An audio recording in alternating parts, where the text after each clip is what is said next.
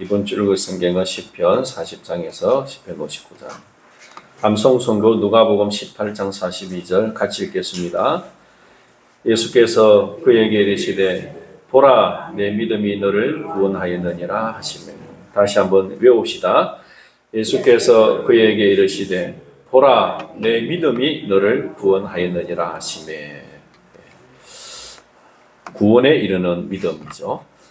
1번 제가 읽겠습니다. 믿음의 은혜는 이 은혜로 말미암아 택자들이 믿어 자기 영혼의 구원에 이르는데 그리스도의 성령께서 그들의 마음에 행하시는 사역이다. 이 은혜는 보통 말씀의 사역과 성령의 시행과 기도로 믿음은 커지며 강화된다. 우리가 믿음으로 구원에 이르게 되는데 이 믿음은 성령께서 우리의 마음에 행하시는 사역이다. 그래서 믿음은 성령의 역사로 생긴다는 거죠. 그러나 이제 우리가 그 말씀을 들을 때 그 말씀을 통해 성령의 역사에서 믿음이 생기게 해주시죠. 그리고 그 믿음은 말씀과 또 성례, 기도를 통해서 믿음이 커지고 자라게 됩니다. 반대로 하면 말씀을 게을리하고 기도하지 않고 예배에 참석하지 않으면 그 믿음은 약해지겠죠. 두 번째는 양이 많아서 다음 주에 하고, 세 번째는 이 믿음은 정도가 다르며 약하거나 강할 수 있고 자주 여러 형태로 공격을 받아 약해지기도 하지만 최후 승리를 얻는다. 이 믿음은 많은 이들 가운데서 우리의 믿음의 주요 온전케 하시는 주 그리스도를 통하여 충만한 확실성을 얻을 때까지 자라간다. 그래서 여러분 지금까지 신앙생활을 해오시면서 믿음이 약해질 때도 있었죠. 그죠? 또 때로는 강할 때도 있고, 그래서 사탄의 공격을 받아서 믿음이 약해지기도 하지만 결국 우리의 믿음은 최후 승리를 하게 되는데, 그것은 믿음의 주요 온전케 하시는, 믿음의 주라고 하시는 것은 우리에게 믿음을 주신 분, 그리고 우리의 믿음을 완성하시는 분이 그리스도이기 때문에, 그래서 그리스도를 통해서 이제 우리의 믿음이 충만한 하실성을 얻을 때까지, 확실한 구원을 얻을 때까지 자라가게 됩니다. 우리 요약이 있는데 우리 어린이들을 위해서 쉽게 했습니다. 같이 한번 읽어봅시다. 믿음은 하나님이 주신 선물이에요. 성령님이 우리 마음에 믿음을 주셔서 예수님을 믿게 하시고 말씀과 기도로 믿음이 자라요. 믿음은 약할 수도 있지만 예수님이 도와주셔서 끝까지 이기게 하세요. 하나님께서 예수님을 통해 우리에게 성령을 주셔서 우리 안에 믿음을 주셨는데, 그 믿음을 키우는 일은 우리가 힘을 써야 되겠죠. 그죠? 내가 게으르지면 믿음도 약해지는 거예요. 그래서 여러분에게 하나님이 주신 그 믿음을 잘 키워나갈 수 있도록 기도와 말씀과 예배에 충성할 수 있기를 바랍니다. 이제 하나님 말씀 마태복음 21장 12절에서 17절입니다.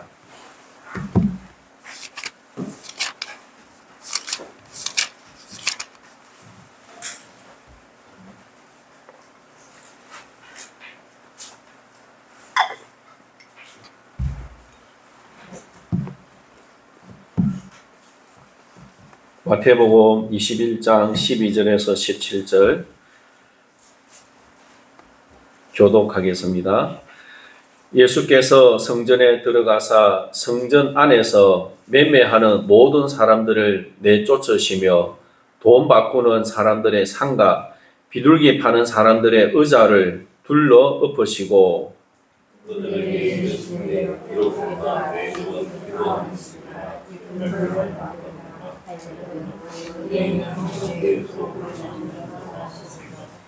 맹인과 저는 자들이 성전에서 예수께 나아오매 고쳐주시니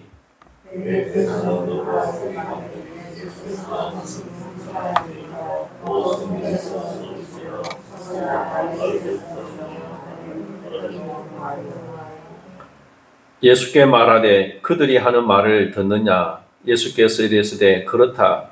어린 아기와 젖먹이들의 입에서 나오는 찬미를 온전하게 하셨나이다 함을 너희가 읽어본 일이 없느냐 하시고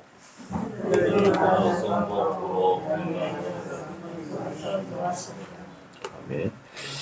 이제 요한복음 2장 13절에서 22절입니다. 요한복음 2장 13절에서 22절.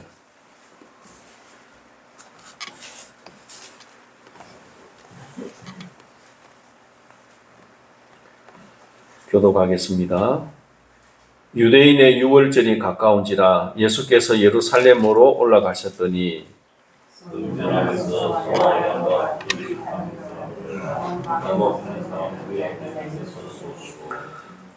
노건으로 채찍을 만드사 양이나 소를 다 성전에서 내쫓으시고 돈 바꾸는 사람들의 돈을 쏟으시며 상을 엎으시고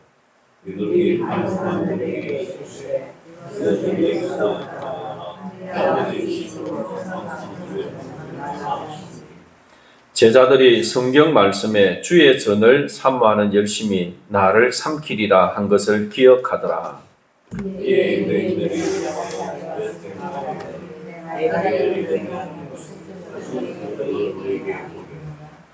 예수께서 대답하여 이르시되 너희가 이 성전을 헐라 내가 살 동안에 일으키리라.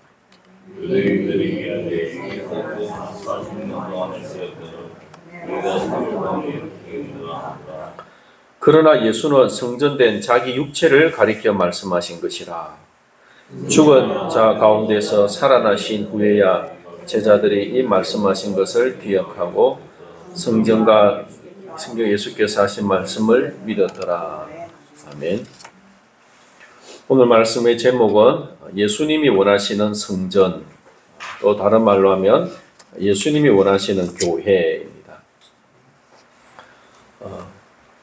예수님은 성전 청결을 일을 하셨죠. 그런데 이제 한 번 하신 것인지 두 번 하신 것인지 좀 헷갈릴 수가 있는데 내용이 너무 비슷하잖아요. 그죠? 근데 성경을 자세히 보면 예수님이 성전 청결하게 하는 일을 두 번 하셨습니다.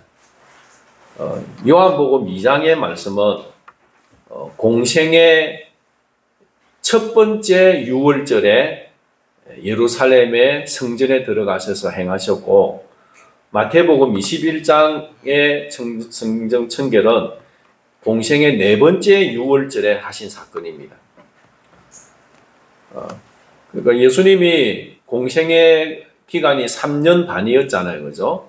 그러니까 3년 반이니까 유월절을 모두 4번을 지냅니다. 그래서 첫 번째 유월절에 성전에 가서 청결하게 하신 사건이 요한복음에 나오고, 그 다음에 두 번째는 예루살렘에 가시지만 성전에는 안 들어갔어요. 38년 된 병자를 베데스다 연못가에서 고쳐주시고, 그 다음에 세 번째 유월절에는 아예 성전에 안 가시고 500여의 기적을 갈릴리에서 행하십니다. 그리고 네 번째 유월절에 성전에 들어가셔서 바로 이 마태복음, 마가복음, 누가복음에 나오는 성전 청결하는 일을 하시고, 그리고 이제 월요일에 그 일을 하시고 목요일에 십자가에 못 박혀 죽으시죠. 유월절에. 그런데 예수님께서 성전을 청결하게 하신 이 사건은 영적인 그런 큰 의미를 우리에게 말씀해 주고 있습니다.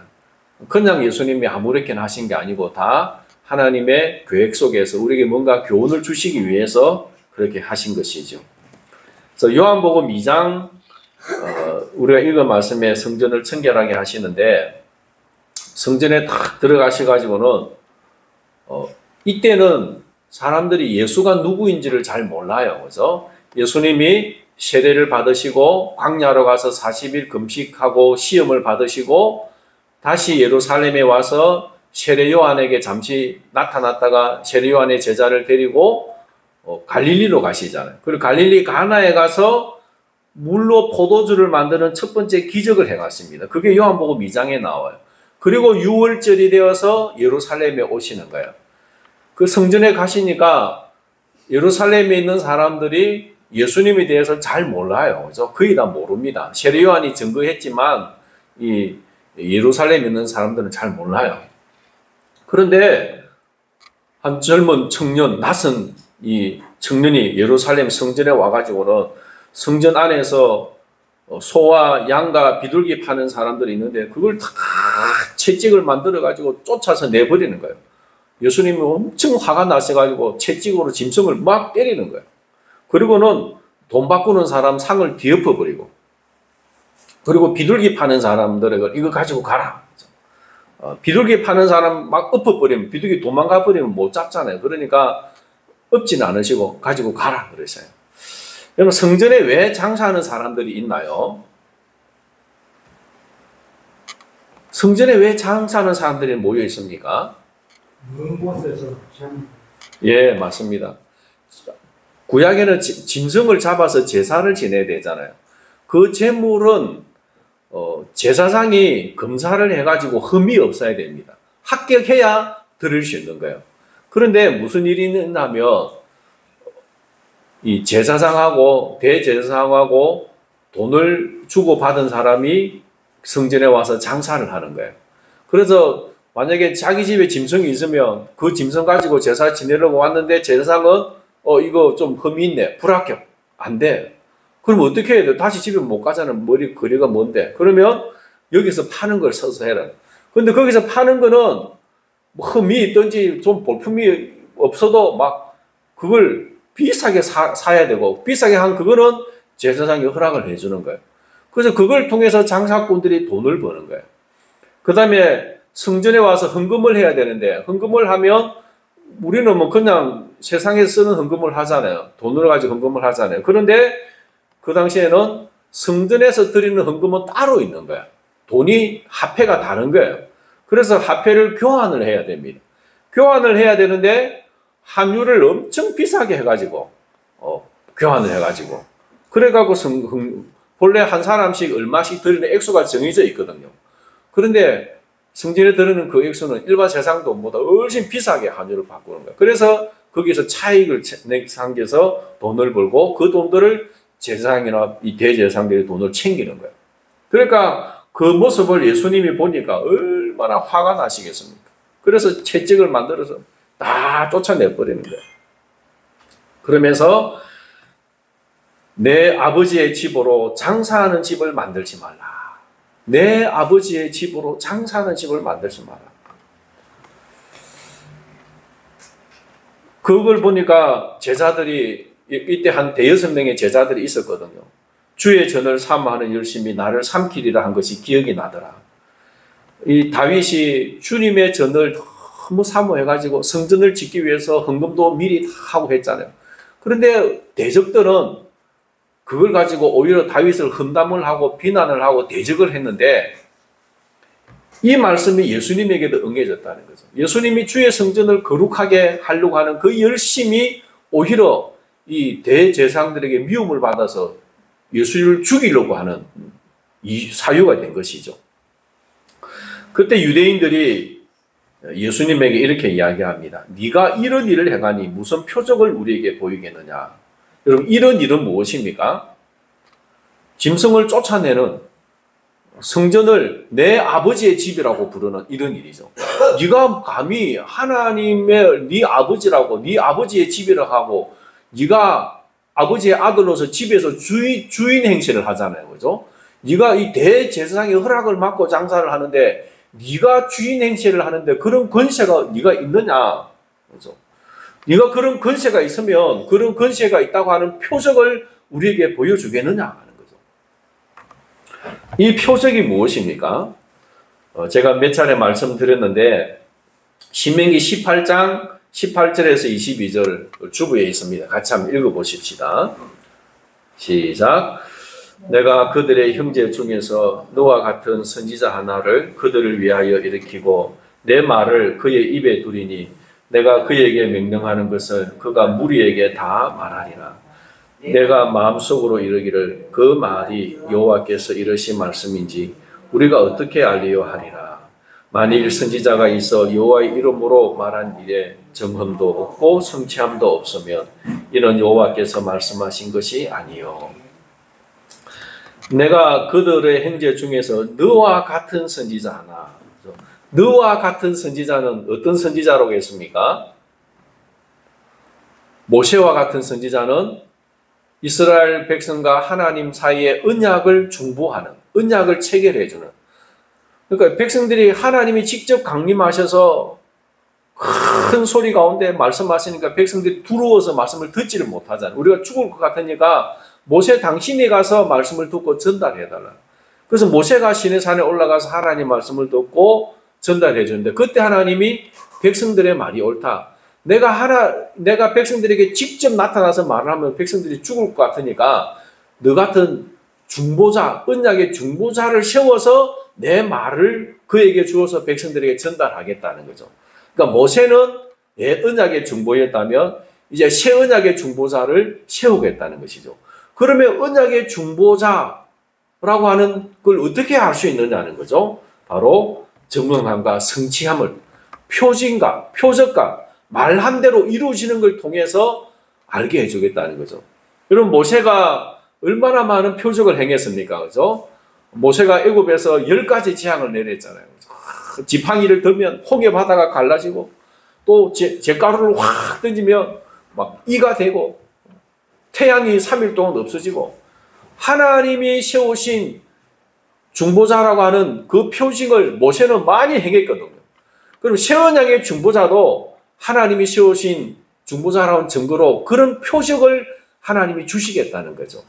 그러니까 유대인들은 그걸 알고 있으니까 네가 이런 일을 한다면 그런 모세와 같은 언약의 중보자라고 하는 표적이 네가 있느냐라고 물어보는 거예요. 그러니까 예수님이 뭐라고 말씀하십니까? 너희가 이 성전을 헐라 내가 사흘 동안에 일으키라. 너희들이 이 성전을 헐어봐라. 내가 사흘 동안에 일으키겠다는 거죠. 여기서 자 여러분 내 아버지의 집 할 때 이 집은 성전 전체를 말해요. 성전은 성소와 지성소가 있고 그 다음에 성전 뜰이 있고 그 다음에 이방인의 뜰이 있고 여인의 뜰이 있어요. 이방인이 들어올 수 있는 공간, 여자가 들어올 수 있는 공간, 일반 유대인 남자가 들어올 수 있는 공간, 그 다음에 제사장이 들어올 수 있는 공간, 그 다음에 대제사장만이 들어갈 수 있는 지성소 이렇게 나누어져 있는 거예요. 여기서 내 아버지의 집이라고 하는 것은 이방인의 뜰, 여인의 뜰, 유대인들이 모이는 이걸 말하는 거예요. 그래서 일반 백성들이 누구든지 와서 주의 전에 와서 기도하고 예배할 수 있는 공간, 이 공간을 짐승을 가지고 장사하는 공간을 만들지 말라고 하는 거예요. 근데 여기서 너희가 이 성전을 헐라. 이 성전은 바로 성소와 지성소를 말하는 거예요. 하나님이 직접 임재해 계시는 지성소를 말하는 거예요. 이 지성소를 너희들이 헐어봐라. 야, 이거 여러분 유대인들이 들으면 막 기절할 말이죠. 어떻게 하나님이 임재해 계신 지성소를 허물어 버립니까? 그런데 이 성전은 누구를 가리킨다는 거죠? 예수님의 자신의 몸. 그러니까 성전은 하나님이 임재해 계시는 장소잖아요. 백성들과 연합하기 위해서 임재해 계시는. 그런데 예수님은 임마누엘이잖아요. 그죠? 우리와 함께 하시기 위해서 하나님이 직접 이 땅에 오신 거잖아요. 육신의 몸을 입고 오셨지만 예수님은 하나님이시잖아요. 그래서 예수님 자신이 성전이라는 거죠. 지성소라는 거죠. 너희들이 이 지성소를 헐어봐라, 죽여봐라. 내가 3일 만에 일으키겠다라고 말씀하신 것이죠. 그러니까 이건 뭐냐면 유대인들은 네가 모세와 같은 그런 언약의 중보자라고 하는 표적을 보여봐라 라고 할 때 예수님은 바로 하나님이 말씀하신 표징과 성취함, 말한 대로 이루어지는 걸 통해 그가 내가 보낸 선지자인 줄을 알게 될 것이라고 했는데 예수님은 미리 말하는 거예요. 너희들이 나를 죽여봐라. 내가 3일 만에 부활하게 될 것이다. 말한 것대로 이루어짐을 통해서 너희들은 예수님이 이제 내가 하나님이 보낸 그 선지자임을 알아야 된다고 하는 거죠.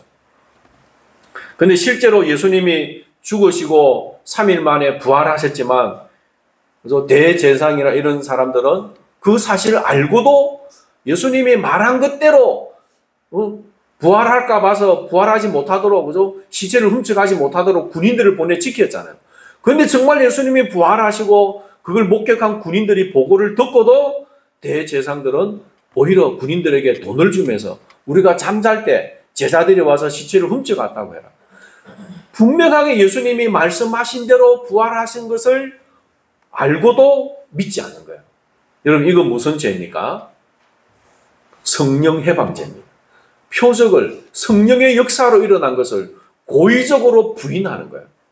예수님이 귀신을 쫓아낼 때 이런 서기관들, 바리새인들, 제사장들은 뭐라고 했습니까?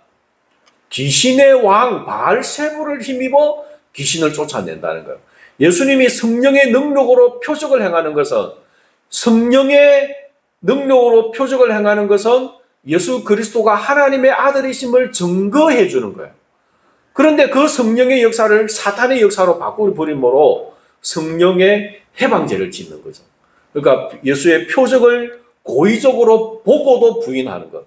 예수님이 말씀한 것대로 죽으시고 부활하신 사실을 분명하게 듣고도 알면서도 고의적으로 부인한 것은 성령 해방죄가 됩니다. 이들은 구원을 받지 못하고 심판을 받는 것이죠. 그래서 예수님은 바로 이 자신의 부활에 대해서 말씀했고, 그리고 22절에 보면 죽은 자 가운데서 살아나신 후에야 제자들이 이 말씀하신 것을 기억하고 성경과 예수께서 하신 말씀을 믿었더라. 그래서 성경, 이 성경이 뭡니까? 바로 신명기 18장의 말씀이에요. 그리고 예수님이 하신 말씀을 믿었더라. 아, 예수님이 정말 모세와 같은 새 언약의 중보자이구나 하는 사실을 믿었다는 것입니다. 그러니까 여러분, 요한복음의 첫 유월절에 성전에 가셔서 예수님이 하신 일은 성전을 청결하게 하심으로 무슨 일을 하시냐면 자신을 나타내신 것입니다. 내가 새 언약의 중보자다, 내가 바로 성전이다 라고 자신을 나타내신 것입니다. 그래서 여러분, 예수님이 원하시는 교회는 어떤 교회이겠습니까? 거룩한 예배 중심의 성전이 되어야 됩니다. 이제 그 예수님이 우리 안에 와 계십니다. 성전은 하나님을 예배하는 공간, 기도하는 공간이 되어야 됩니다. 여러분의 마음에 하나님을 예배하는 경건한 마음이 있어야 됩니다. 기도하는 마음, 하나님을 사모하는 마음이 있어야 되는 거예요. 그 다음에 두 번째로 성전은 표적으로 그리스도를 증거하는 성전입니다. 예수 그리스도의 부활은 누구도 부인할 수 없는 명백한 역사적인 사건입니다. 그죠? 예수님의 부활은 누구도 부인할 수 없습니다. 이거는 역사학자들도, 믿지 않는 역사학자들도 그건 인정을 하는 거예요. 믿지는 않지만 그건 맞다. 예수를 안 믿지만 그거 맞다라고 하는 거예요. 왜냐하면 너무나도 많은 증거와 사실이 있기 때문에, 역사적인 사실이기 때문에. 그래서 예수 그리스도는 죽음에서 부활하심으로 모세와 같은 새 언약의 중보자이라는 걸 우리는 그걸 믿고 그 표적을 통해서 그리스도를 믿고 그리스도를 증거할 수 있어야 됩니다. 여러분, 예수 그리스도의 부활을 전하는 사람이 되시기 바랍니다. 소겔론 우리 같이 한번 읽어보십시다. 공생의 첫 유월절 성전 청결을 통해 예수님은 자신이 새 언약의 성전이심을 선포하셨고 그때부터 본격적으로 표적을 행하십니다. 이제 부활하신 예수님을 믿음으로 성령을 받은 우리가 성전이 되었습니다. 하나님의 임재를 사모함으로 거룩한 성전으로 지어져 가야 합니다. 그리고 여러분 23절부터 보면요, 요한복음 2장 23절부터 이때부터 예루살렘에 계시면서 표적을 행하시고 그 표적을 통해서 사람들이 예수를 믿었더라라고 하는 거죠. 이때부터 본격적으로 표적을 행하십니다. 성전에서 자신을 계시하시고 그것을 증거하시기 위해서 표적을 행하시는 거죠.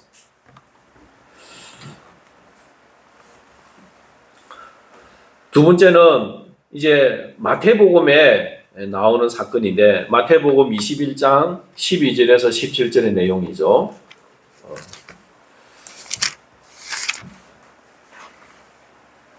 자, 요한복음에 나오는 성전 청결은 예수님의 공생의 첫 유월절이고 두 번째 유월절은 무슨 사건이라고 했습니까?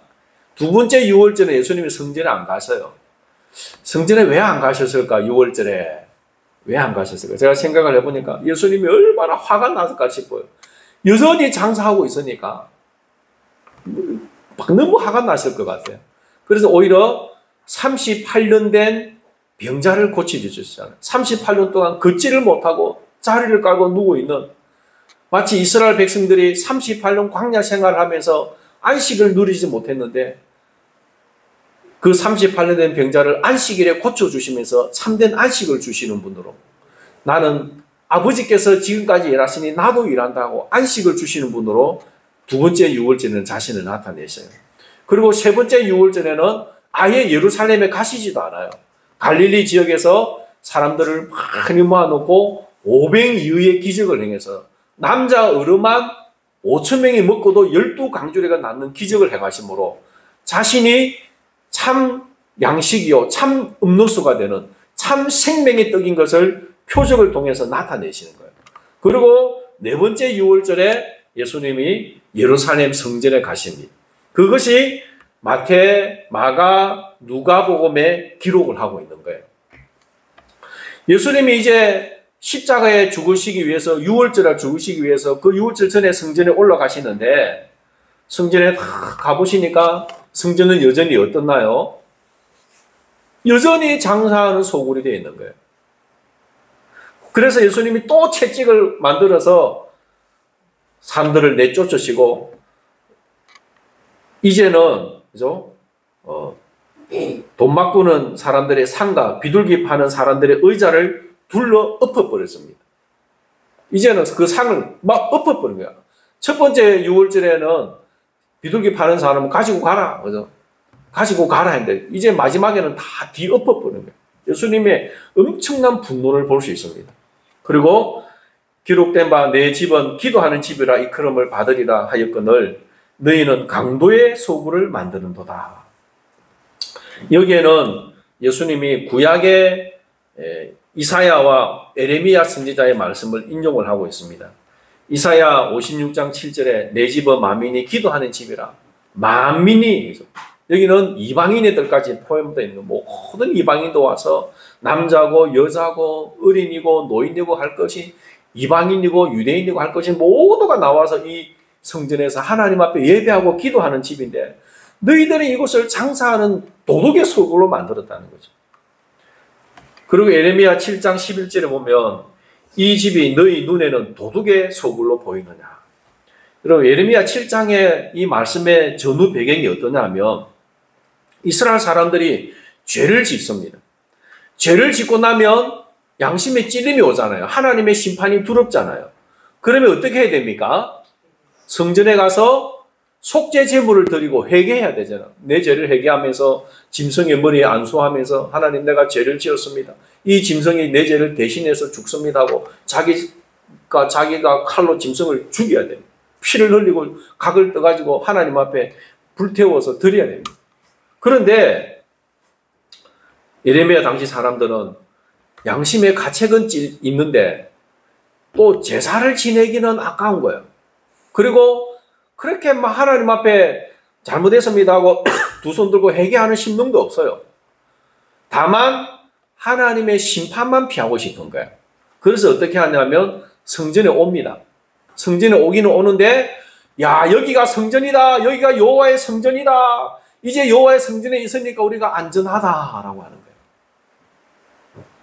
성전에 왔으니까 우리가 굳이 뭐 속죄 제사 안 지내도 성전에 온 것만 해도 하나님이 우리에게 벌 안 줄 거야 라고 하는 거죠. 그 말씀을 예수님이 인용하는 거예요.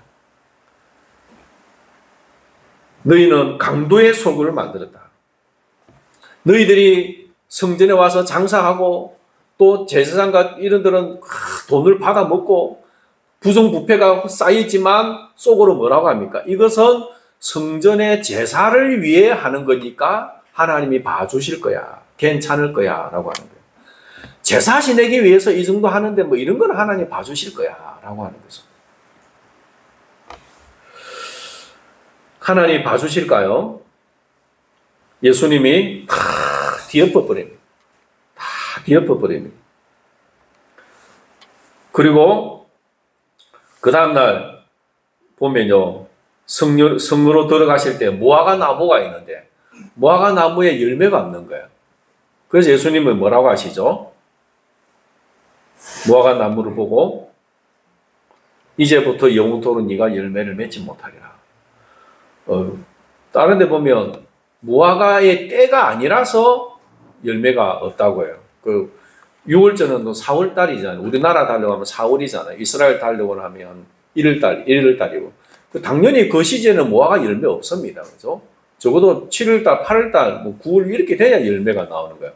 열매가 없는 건 당연한데 왜 예수님이 무화과 나무 열매를 찾아보고는 없는 걸 저주했을까요? 열매가 달려 있더라 해도 안 익은 거 조그마한 거 달려 있을 수 있어요. 예수님도 충분히 알아요. 그런데 무화과 나무를 뒤집거리는 거예요. 열매가 없네. 너는 이제부터 영원히 열매를 맺지 못하리라. 이 무화과 나무가 누구를 상징하냐면 바로 예루살렘 성전, 이스라엘 유대인들을 상징하는 거예요. 예수님이 그렇게 기회를 주었지만 끝내 열매 맺지 못하는 그들을 심판하고 저주하는 거죠. 이제부터 영원토록 네가 열매를 맺지 못하리라. 아니 지금 당장에 열매 없어도 조금 있으면 열매가 생길 텐데 영원토록 열매 맺지 못한다고 하는 거죠. 그래서 예루살렘 성은 파괴되어지고 영원히 다시 세워지지 못하리라고 하신 거죠. 여러분 성전은 내가 좀 죄를 지어도 하나님 앞에 이렇게 하면 하나님 봐주시겠지. 그죠? 그런 마음으로는 안 되는 거예요. 하나님이 구하시는 제사는 어떤 심령입니까? 시편 52편 17절 읽어봅시다. 하나님께서 구하시는 제사는 상한 심령이라. 하나님이여 상하고 통회하는 마음을 주께서 멸시하지 아니하시리이다. 우리가 신앙생활 오래 하다 보면요, 이런 유대인들처럼 그런 간섭이나 습관에 빠질 수 있습니다. 죄 지어도 성전에 왔으니까 봐주겠지. 죄 지어도 예배 드리니까 봐주겠지. 통회하는 마음, 상한 마음, 애통하는 마음이 없으면 그건 진정한 회개가 아닙니다. 죄를 짓고도 그냥 두리뭉실하게 넘어가면 그건 용서받을 수 없는 거예요. 가슴을 찢고 애통하고 통회하는 마음으로 회개하고 예수의 보혈을 의지하고 아버지 앞에 나아갈 때, 그래서 자신의 죄인됨을 고백하고 변화되어질 때 주님이 용서해 주시는 거죠. 성전은 통회, 자복하며 회개 기도하는 곳입니다. 예수님의 비유 중에 두 사람의 기도가 있죠. 한 사람은 바리새인입니다. 바리새인은 성전에 가서 손을 들고 하나님, 저는 일회에 2번씩 금식하고 11조도 온전히 드립니다. 그리고 저 간음하지도 않고 도둑질도 아니하고 저 세리와도 같이 아니함을 감사합니다. 자기 속에 죄가 많이 있는데 감추어놓고 자기의 의만 자랑하는 거예요. 그런데 세리는 어떻게 기도합니까? 눈을 들어 하늘을 쳐다보지도 못하고 엎드려서 가슴을 치면서 주여 나는 죄인이로소이다. 가슴을 치면서 주여 나는 죄인이로소이다. 나를 불쌍히 여기십시오. 이 두 사람이 기도하고 내려오는데 누가 더 어렵다함을 받았다고요? 이 세리가 어렵다함을 받았다. 하나님 앞에 애통하고 회개하는 자를 주님은 용서해 주시고 의롭다고 해주시고 예수의 보혈의 능력이 역사합니다. 그래서 오늘 우리들은 무감각한 신앙이 되면 안 되고 하나님 앞에 돌아보고 철저한 회개하는 심령이 되어야 됩니다.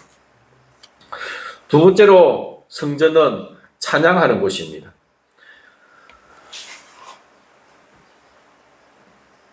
(15절에) 보니까 아이들이 성전에서 찬양을 합니다.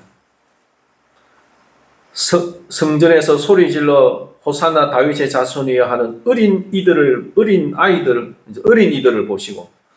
보고 노하여 성전에서 아이들이 호산나 다윗의 자손이여 찬양을 하는 거예요. 예수님을 보고 예수님이 성전 청결하게 하는 일을 하고 막 쫓아내버리고 그러니까 맹인들 전원자들이 아픈 사람들이 예수님에게 나오는 예수님이 그들을 고쳐주고 치유의 역사가 일어나고 그리고 어린아이들이 호산나 하면서 예수님을 찬양하고 기도와 찬양과 치유와 예배가 회복된 거예요. 그걸 보니까 대제사장들과 서기관들이 눈이 뒤집히는 거예요. 우리 장사 돈벌이 다 없애버리고 예수 지가 주인공이 되어 있는 거예요. 그러면서 분노하면서 애들이 말이야, 애들이 여기서 이렇게 큰 소리 성전에서 떠들고 있는데 너는 어떻게 생각하냐? 그리고 예수님 뭐라고 하시죠? 시편 8편 이전에 나오는 말씀을 인용하죠. 그렇다 어린 아기와 젖먹이들의 입에서 나오는 참이를 온전하게 하셨나이다 하면 너희가 읽어보지 못하느냐. 이 말씀의 배경은요, 시편 8편 이전의 말씀인데 우리 주부에 있는데 한번 읽어봅시다. 주의 대적으로 말미암아 어린 아이들과 젖먹이들의 입으로 권능을 세우시며 이런 원수들과 보복자들을 잠잠하게 하려 하심이니라.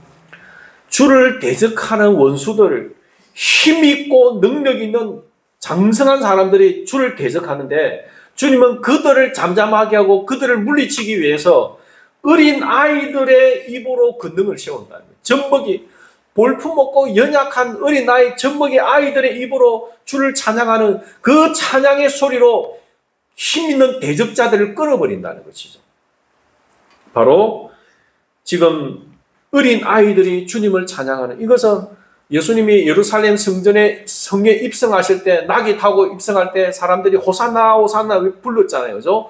그걸 아이들이 다 듣고 있다가 따라서 외운 거예요. 그리고는 성전에서 예수님 보고 막 같이 또 막 찬양했는데 그 찬양을 통해서 이 대제사장들, 서기관들, 이 힘있는 권세자들을 입을 다물게 하고 그들을 심판하신다는 것입니다.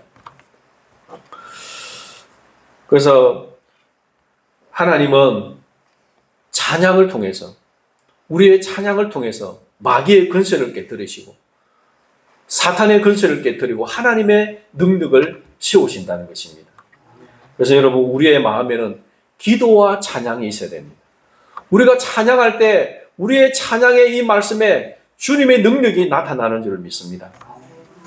소개론을 한번 읽어봅시다.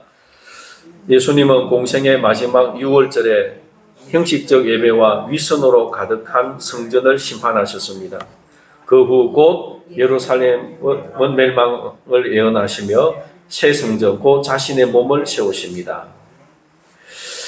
사랑하는 성도 여러분, 이제 우리는 그리스도 안에서 하나님의 성전이 되었습니다. 그러나 우리 안에도 여전히 거래의 신앙, 하나님 앞에 뭔가 거래하려고 하는, 그 다음에 형식적인 예배, 이익 중심의 종교성이 남아 있습니다. 예수님은 오늘도 우리 안에 장사꾼을 내쫓으시며 우리 마음의 성전을 깨끗하게 하시기를 원하십니다. 예수님이 거하실 거룩한 마음의 성전을 지키십시오. 기도와 찬양을 쉬지 말고 말씀을 즐거워하십시오. 경제적 염려나 세상의 걱정으로 마음의 성전을 더럽히지 마십시오. 하나님의 것은 하나님께, 가이사의 것은 가이사에게 드리며 모든 영역에서 하나님의 주권을 인정하는 삶을 사십시오.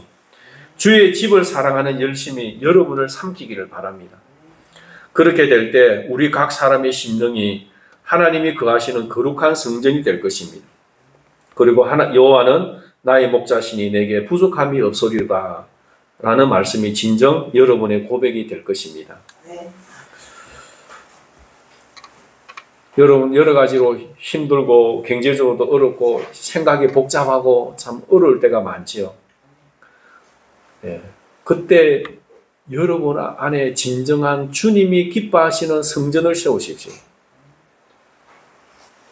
애통하고 통회하고 하나님 앞에 정직하게 나아가십시오. 하나님의 것은 하나님에게 드리고, 그죠? 그리고 모든 주권을 하나님께 인정하고 나아가십시오. 하나님을 찬양하고 의지할 때, 그때 주님은 여러분의 모든 필요를 채워주시고 여러분을 보호해 주실 것입니다. 그래서 진정 다윗의 고백처럼 여호와는 나의 목자시니 내게 부족함이 없으리로다 라고 고백할 수 있게 될 것입니다. 오늘 우리는 이런 고백을 하죠. 여호와는 나의 목자시지만 내게 부족함이 많도다. 여호와는 나의 목자이신데도 불구하고 내게 부족함이 많다. 왜 그렇겠습니까? 내 안에 하나님이 기뻐하시는 성전이 안 세워지니까요. 이제 여러분, 하나님이 기뻐하시는 성전, 교회로 여러분을 세워가시기를 바랍니다. 그럴 때 우리 에덴 교회도 우리 한 사람 한 사람을 통해서 주님이 기뻐하시는 교회로 세워질 줄을 믿습니다. 찬송가 300장입니다.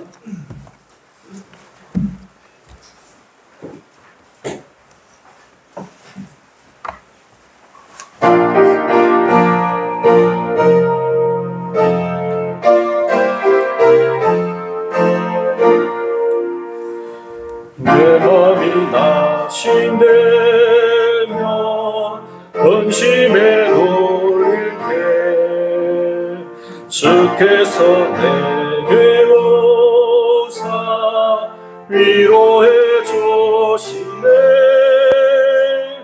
가는 길 캄캄하고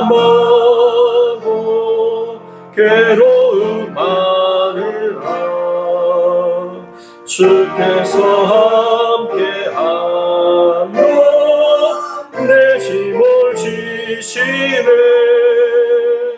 그네가 내게 족하네. 그네가 족하네. 이 괴로운 세상 지날 때 그네가 족하네. 희망이 사라지고 친구 날 버릴 때 주 내게 속삭이며 새 희망 주시네. 싸움이 맹렬하여 두려워 떨 때에 선비의 왕이 되신 주 원성 돌리네. 은혜가 내게 족하네. 은혜가 족하네. 이 괴로운 세상 지날 때 은혜가 족하네. 범민이 가득 차고 눈물이 흐를 때 주 나의 곁에 오사 위로해 주시네. 알라리 닥쳐와서 어려움 당할 때 주님의 능력 믿어 원수를 이기네. 그 은혜가 내게 족하네. 그 은혜가 족하네. 이 괴로운 세상 지날 때 그 은혜가 족하네.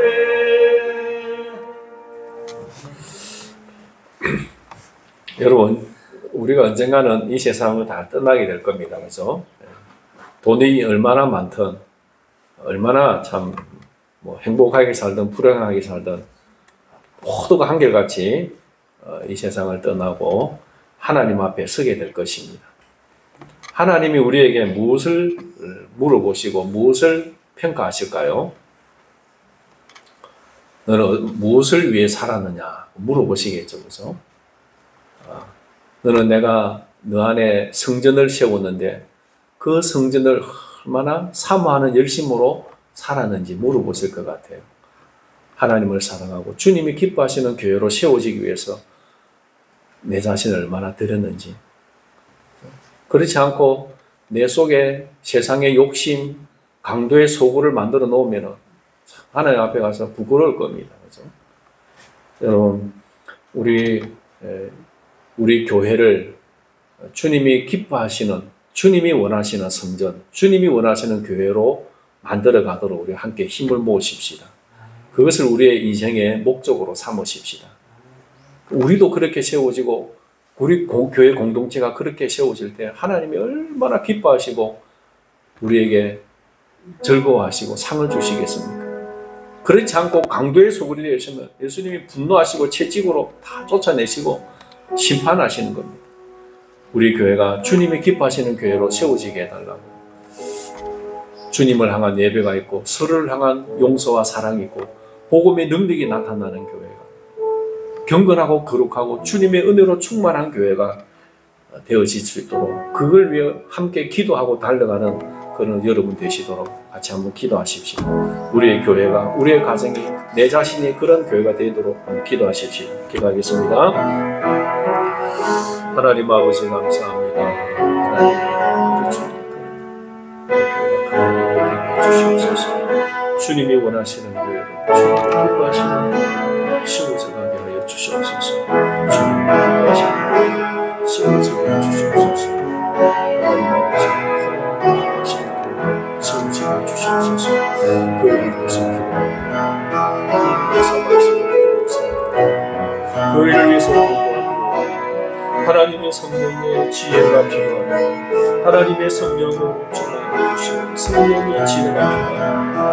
하나님을 전하는 속에 하나님의 성령의 지혜를 주시옵소서. 성령의 충만함을 더하여 주시옵소서.